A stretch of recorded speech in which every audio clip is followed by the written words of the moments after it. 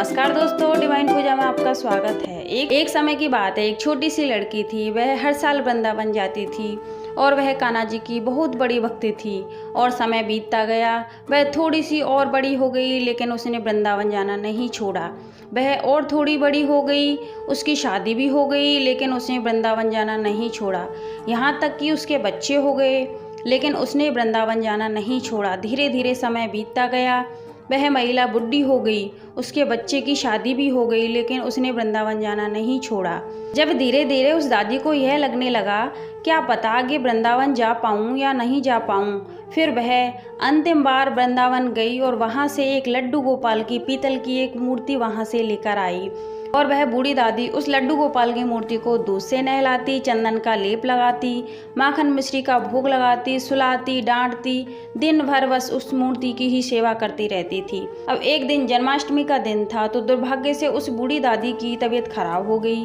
तब उस दादी ने अपनी बहू से कहा कि अरे बहू, आज मेरी थोड़ी तबीयत खराब है, तुम ऐसा करो कि मेरे लाला को दूध से नहला दो और चंदन का लेप लगा दो और माखन का भोग लगा दो। और हाँ, आज मेरे लाला का जन्मदिन भी है, तो उन्हें नए वस्त्र भी पहना दो।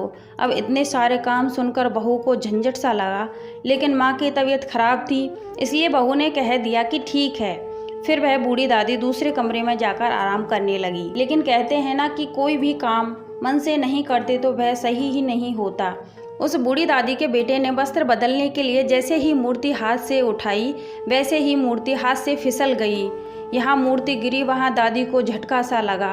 वह तुरंत बाहर आई। तब उस दादी ने पूछा, बेटा सब ठीक तो है ना? मुझे लगता है कुछ अनहोनी सी हुई है। लेकिन बेटे के लिए वह बात बड़ी नहीं थी, इसलिए बेटे ने कहा कि माँ कुछ नहीं हुआ, वस्त्र बदलने के लिए मूर्ति उठाई थी तो हाथ से फिसल गई और वापस उठाकर रख दी है। इतना सुनकर तो दादी का कलेजा ही फट गया और वह जोर जोर से रोने लगी और कहने लगी कि मेरा लाल ठीक तो है, उसकी सांसें तो चल रही है, सांसें तो नहीं रुक गई। अरे बेटा, तू डॉक्टर के पास जाकर डॉक्टर को जल्दी से लेकर आ। और वह दादी जोर जोर से रोने लगी और कहने लगी, अरे बेटा तुम डॉक्टर को लेकर जल्दी से आओ, मेरे लाल को दिखाओ। तब वह बेटा बोला, कौन सा डॉक्टर आएगा इस पीतल की मूर्ति को चेक करने के लिए?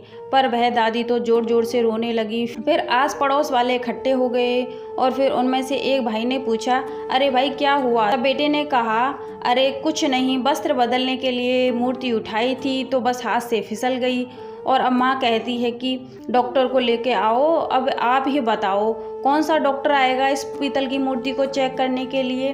उस पड़ोस वाले भाई ने कहा कि तुम ऐसा करो, किसी भी डॉक्टर के पास जाओ और डॉक्टर से कहना कि भाई आप कितनी भी फीस ले लेना, लेकिन मेरे घर चलो, मेरी माँ पागल हो गई है, मेरे हाथ से पीतल की मूर्ति गिर गई थी तो माँ कहती है कि इसे डॉक्टर को दिखाओ और मूर्ति बिल्कुल ठीक है, मूर्ति को कुछ भी नहीं हुआ है। बेटे को यह बात सही लगी तो बेटा बहुत डॉक्टरों के पास गया, लेकिन सभी डॉक्टरों ने मना कर दिया। फिर वह बेटा एक और डॉक्टर के पास गया और बोला, डॉक्टर साहब मेरी माँ पागल हो गई है, आप 4 गुना फीस ले लीजिए, आप मेरे घर चलकर बस यह कह दीजिए कि मूर्ति ठीक है, मूर्ति को कुछ नहीं हुआ है। तो डॉक्टर मान गया। तब डॉक्टर उस दादी के घर पहुंचकर उस मूर्ति को हाथ में लेकर चेक करने लगा।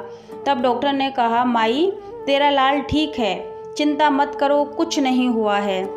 तब वह दादी बोली, अरे तू नया नया डॉक्टर बना है क्या? वो कान में लगाकर चेक करते हैं, उससे तो चेक कर। अब डॉक्टर को गुस्सा आया, लेकिन डॉक्टर ने फीस ले रखी थी तो वह चेक करने लगा। तो डॉक्टर ने देखा कि मूर्ति में जान थी। तब डॉक्टर ने एक बार फिर से मूर्ति को चेक किया तो मूर्ति का दिल धड़क रहा था। यह देखकर डॉक्टर चकरा गया और वह वहाँ से जाने लगा। तब वह दादी बोली, अरे डॉक्टर बता तो सही, मेरे लाल को हुआ क्या है, सब ठीक है ना? तो डॉक्टर कहने लगा कि हे माई, तेरे लाल की माया देखकर मैं बहुत घबरा रहा हूँ और जहाँ से तू यह लाल लाई है वहीं पर जा रहा हूँ। यह तो तेरा मुझ पर बहुत बड़ा एहसान है कि तूने मुझे यहाँ बुलाया है। फिर वह डॉक्टर कहने लगा कि हे बनवारी, तुम्हारी माँ पागल नहीं है, पागल तो यह सारा संसार है जो माई जैसी भक्त को पागल कह रहा है। जिसने अपनी भक्ति से मूर्ति में भी जान डाल दी, वह माई पागल नहीं हो सकती, वह तो एक सच्ची और निस्वार्थ भक्त है। फिर वह डॉक्टर सब कुछ छोड़कर वृंदावन चला गया। तो दोस्तों हमें इस कहानी से यही समझना चाहिए कि भगवान हमेशा भक्त के ही बस में होते हैं। जैसा भक्त चाहता है भगवान वैसा ही करते हैं। इसलिए हमें भगवान की बड़े प्रेम से एवं निस्वार्थ भाव से सेवा करनी चाहिए। अगर आपको ये वीडियो पसंद आई हो तो इसे लाइक कीजिए, शेयर कीजिए, सब्सक्राइब कीजिए। आगे मिलते हैं कोई नई कहानी के साथ।